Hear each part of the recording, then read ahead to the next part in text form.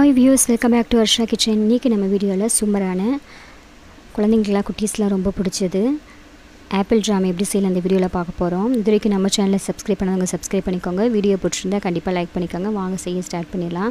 First ஆப்பிளை வந்து நல்லா வாஷ் பண்ணி எடுத்துப்போம். இதில் இருக்க தோலெல்லாம் ஃபஸ்ட்டு ரிமூவ் பண்ணிவிடுவோம். இப்போ இதோட தோல் எல்லாத்தையும் ரிமூவ் பண்ணியாச்சு. இப்போ வந்து நம்ம இதை பாதியாக கட் பண்ணிவிட்டு இது நடு பகுதியில் இருக்க அந்த வேஸ்டேஜில் நம்ம எடுத்துருவோம். இதை வந்து நீங்கள் இந்த சைஸ்லேயே கட் பண்ணிக்கலாம், இல்லை பொடியாக கட் பண்ணி கூட நம்ம வேக போட்டு எடுத்துக்கலாம். இப்போ நான் இந்த சைஸில் கட் பண்ணி எடுத்திருக்கேன். இது நடுவில் இருக்க நம்ம க்ளீன் பண்ணியாச்சு. இப்போ நெக்ஸ்ட் இதெல்லாம் நம்ம ஒரு பிளேட்டில் போட்டுப்போம்.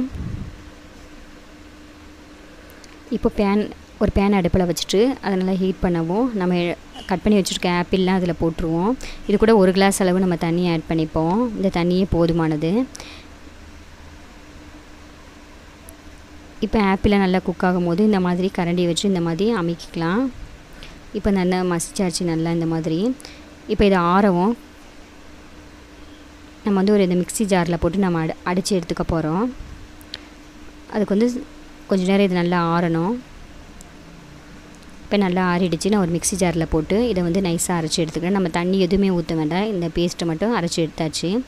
இப்போ இதை வந்து நம்ம அடுப்பை சிம்மில் வச்சுட்டு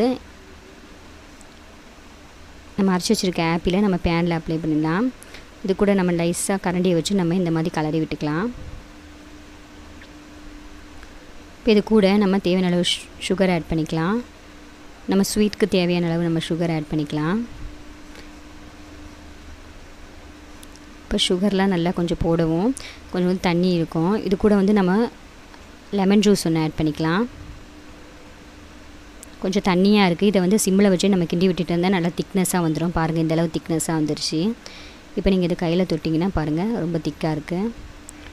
பார்த்திங்கன்னா உங்களுக்கு தெரிஞ்சு ஜாம் பதத்தில் வந்துருச்சு. இது கூட வந்து நம்ம ஃபுட் கலர் ஆட் பண்ணிக்கலாம். நீங்கள் என்ன ஃபுட் கலர் வேணுமோ அதை ஆட் பண்ணிக்கலாம். இல்லை ஃபுட் கலர் ஆட் பண்ணாமலே நீங்கள் வந்து இந்த ஜாமை நம்ம ப்ரெட்டில் தடவி சாப்பிட்லாம். ஃபுட் கலர் ஆட் பண்ணால் கொஞ்சம் கலர்ஃபுல்லாக இருக்கும், அதனால் நான் ஆட் பண்ணியிருக்கேன். இப்போ சூப்பரான ஜாம் வந்து ரெடி ஆகிடுச்சு. ரொம்ப திக்னஸாக இருக்கும். நம்ம அடுப்பை ஆஃப் பண்ணிட்டு ஒரு பாக்ஸில் நம்ம போட்டு நம்ம ஃப்ரிட்ஜில் ஸ்டோர் பண்ணி வச்சுக்கிட்டிங்கன்னா நீங்கள் சப்பாத்திக்கு ப்ரெட்டுக்கு இந்த மாதிரி தொட்டு சாப்பிட்டுக்கிட்டால் ரொம்ப டேஸ்ட்டாக இருக்கும். இப்போ இதில் வந்து நம்ம ப்ரெட்டில் அப்ளை பண்ணி காட்டுறேன் பாருங்கள், சூப்பராக இருக்குது. கண்டிப்பாக இந்த ரெசிபி உங்களுக்கு பிடிச்சிருந்தா வர்ஷா கிச்சன் தமிழுக்கு சப்ஸ்கிரைப் பண்ணுங்கள். வீடியோ பிடிச்சிருந்தா லைக் பண்ணுங்கள், கமெண்ட் பண்ணுங்கள், ஷேர் பண்ணுங்கள். தேங்க்யூ.